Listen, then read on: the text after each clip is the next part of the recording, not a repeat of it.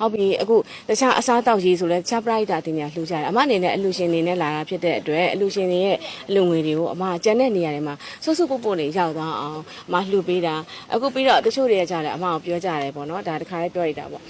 အခုရတဲ့ပတ်စံကိုအကုန်လုံးမျှပေးအကုန်လုံးမရမရှိရရမယ်ဆိုရင်အခုအမ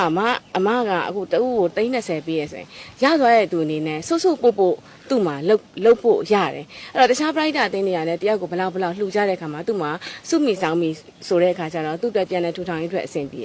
ခုမှအမတယောက်ကို9000ပဲဖြစ်ဖြစ်3သိန်းပဲဖြစ်ဖြစ်လူရောက်1000ကျော်အမလှူလိုက်မယ်ဆိုရင်အမရဲ့ဒီဟာကလည်းမစုံမပို့ဖြစ်သွားမယ်အဲ့တော့အမကတော့ဒီရက်ကွက်တစ်ခွက်မှာအင်ဂျီအများဆုံးပျက်စီးသွားတယ်ဆိုရင်ဒီရက်ကွက်တစ်ခွက်ကအင်ဂျီအများဆုံးပျက်စီးသွားတဲ့သူလူသိမ်းမြောက်များတဲ့လူတွေကိုစီးရင်ကောက်ပြီးတော့မှအမစွတ်စွတ်ပုတ်ပုတ်လေးပြအောင်30ဆိုပြီးတော့အမလှူပေးတာပေါ့နော်အဲ့တော့လူတွေကတော့လူမျိုးမျိုးပုံပုံအမြင်တူရှင်တဲ့သူတွေလည်းရှိကြမယ်မတူတဲ့သူတွေလည်းရှိကြမယ်အဲ့တော့ဘာပဲဖြစ်ဖြစ်ဘယ်လိုပဲဝေဖန်တိုက်ခိုက်ပါစေအမလှူလိုက်တဲ့သူတွေရသွားတာကိုလည်းအမမျက်ဝါးတင်နေမြင်ရတဲ့အတွက်အမကျင်တတ်တယ်ပီတိဖြစ်တယ်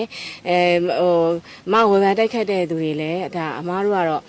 မြစ်တာမပြတ်တဲ့ဥပိ္ပခါနဲ့ပဲအမကျင့်သုံးပြီးတော့အကျန်တဲ့အလှူတန်းတွေလည်းဆက်လုပ်ဖို့အမအများကြီးလုပ်အောင်ပြီးတော့ဘာလဲဆိုအမမျှော်နေကြတဲ့သူတွေလည်းရှိတယ်ဆိုတဲ့အခါကျတော့အမအဲ့အတွက်အမအများကြီးကြိုးစားသွားအောင်ပါ